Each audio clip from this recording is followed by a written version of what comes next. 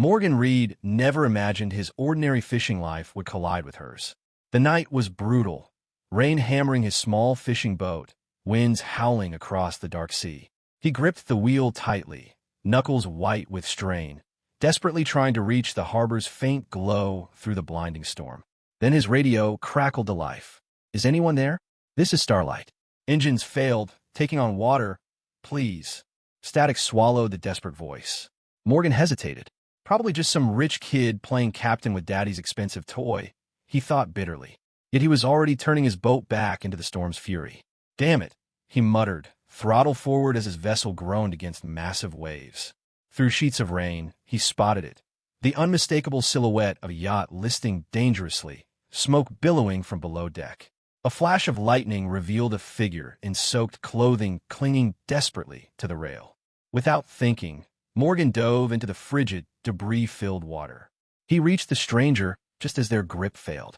"I've got you," he shouted, securing an arm around their unconscious form before swimming back to his boat with powerful strokes. He hauled the limp body aboard, a young woman with a bleeding gash on her ankle. Her skin was ice-cold, lips blue-tinged. Morgan cursed under his breath, dragging her into his small cabin and wrapping her in a rough wool blanket. He lit the emergency heater, placed it near her, and tended to her wound. As firelight flickered across her pale face, Morgan studied her features, delicate, refined, expensive-looking. A thin gold necklace still circled her throat. "Figures," he said bitterly. "Another rich princess with no business being out here, thinking the ocean's just one big photo opportunity." The woman stirred slightly, whispering through barely moving lips. "I didn't want to die like my father." And she slipped back into unconsciousness. Morning arrived with pale light filtering through the clouds. Morgan sat drinking lukewarm coffee when the woman finally woke, eyes darting around before landing on him. "You're safe," he said gruffly. "You're lucky." "Where am I?" she asked weakly. "My boat," he replied. "And you're welcome." She glanced at her bandaged leg, the neatly folded blanket, and the water cup beside her. "You saved me." "I pulled you out of the ocean," Morgan corrected flatly. "Saving you is up to you." After a pause, she offered softly, "I'm Aria." Morgan didn't reciprocate with his name. Instead, he stood. "You can stay until someone comes for you. Don't touch anything unless I say so." To his surprise, Aria proved herself useful throughout the day. She helped scrub the deck, made decent coffee, and asked intelligent questions about fishing techniques. When he noticed her tying expert knots, his eyes narrowed. "You've done this before," he observed. "I studied marine biology," she explained, adjusting a rope. "I've worked on research vessels. This isn't my first time in salt water."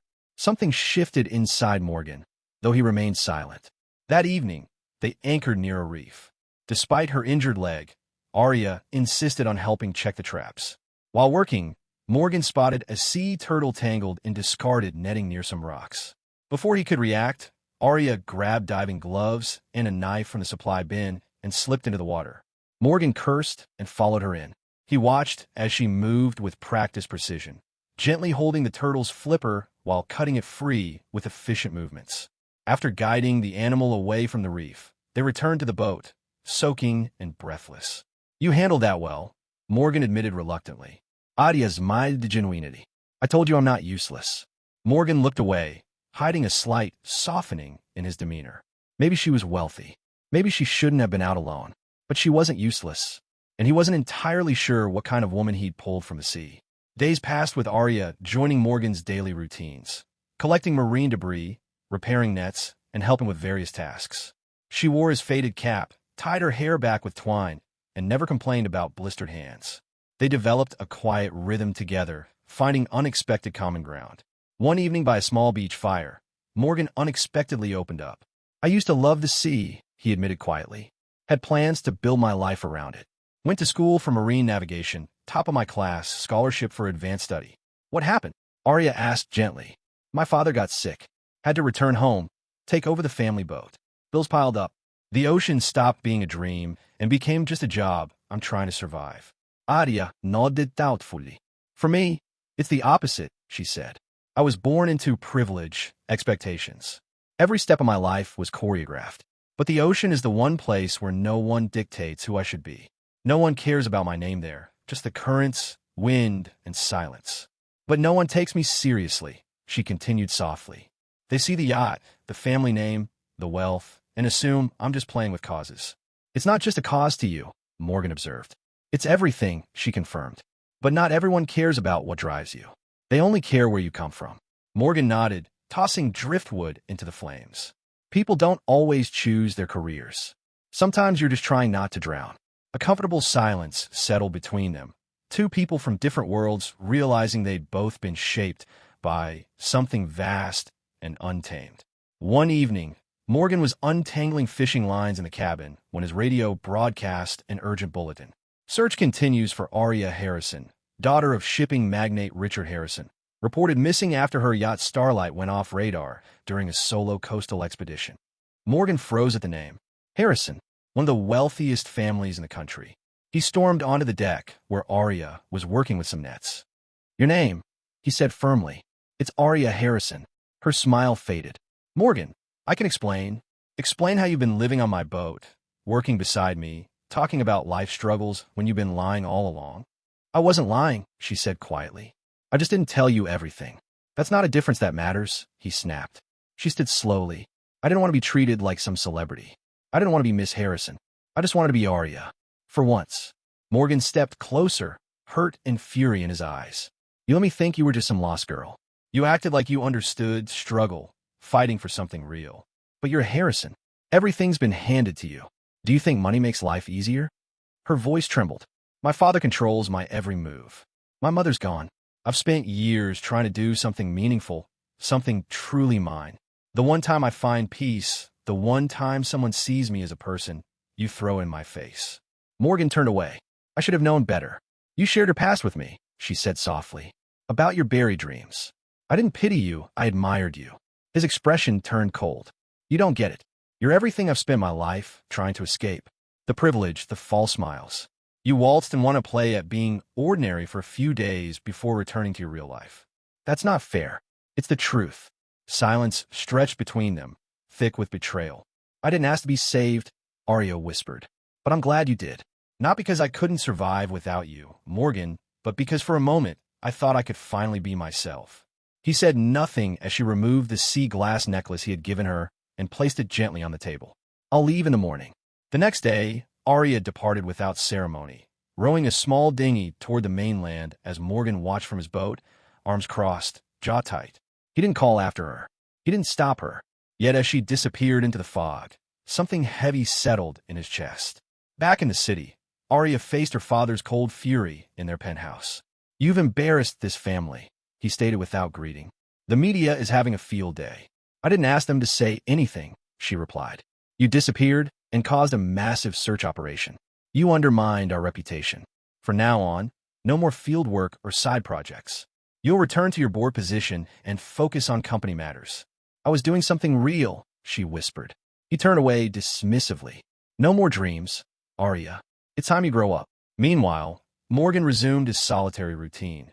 Fishing before dawn, repairing nets, eating alone. But everything had changed. The sea no longer soothed him.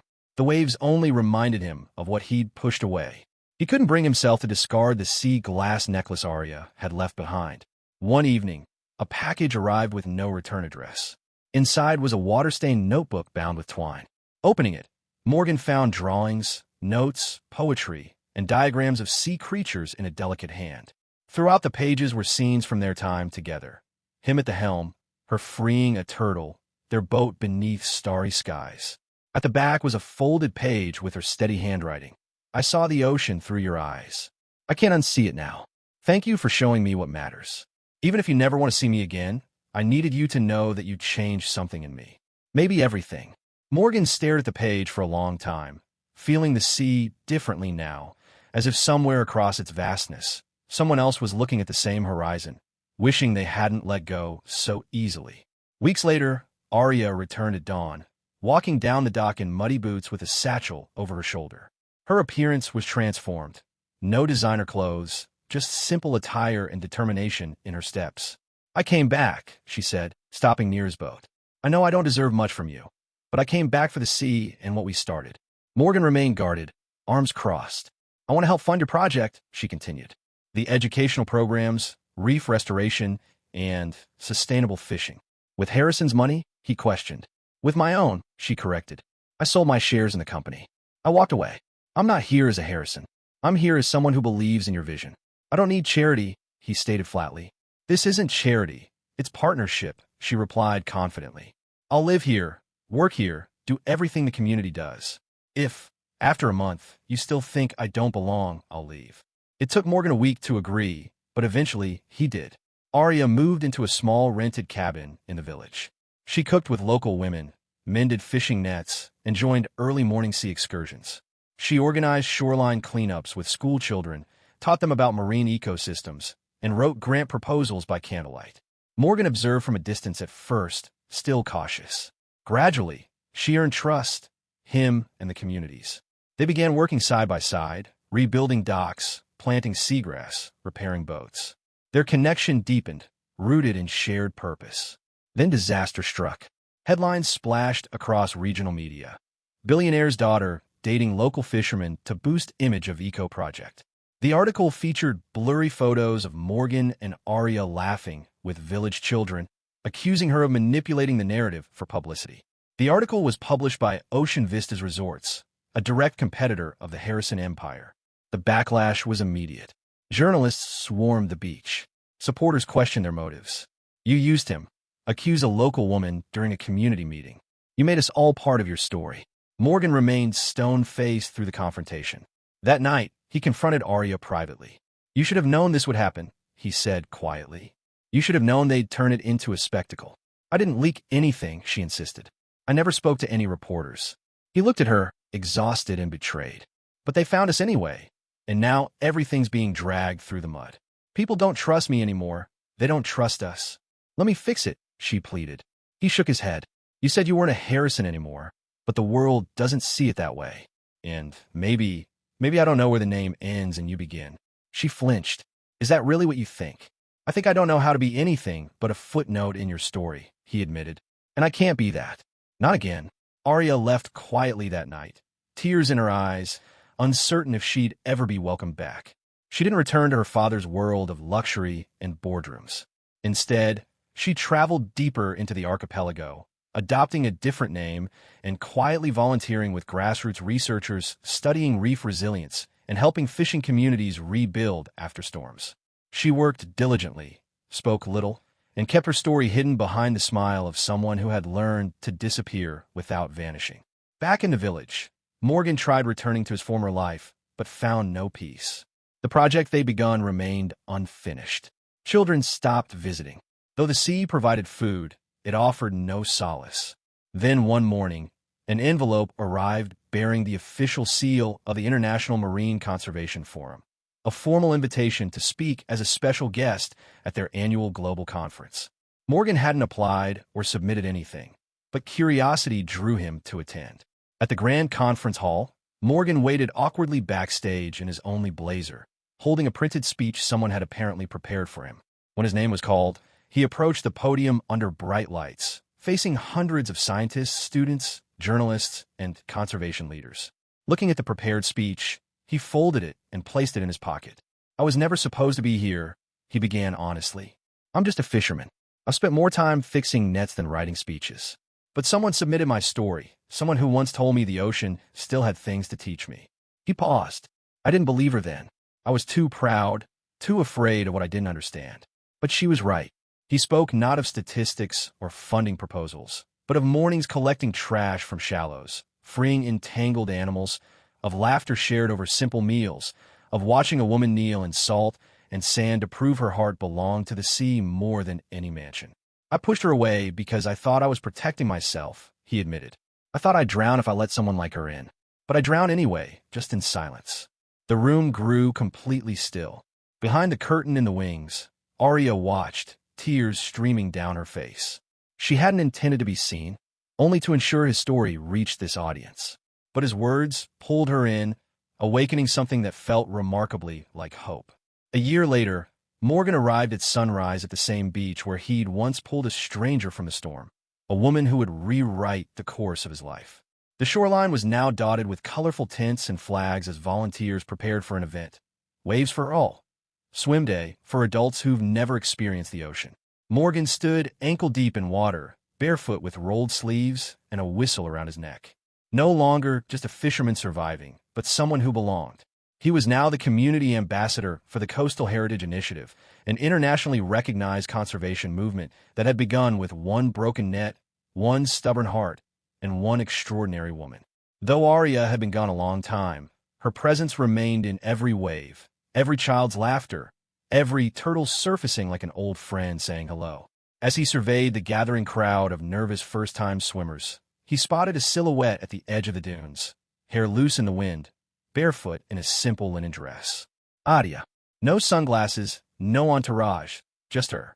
Morgan froze as she walked slowly toward the water, her steps growing more confident with each one, her lips curved in a gentle smile.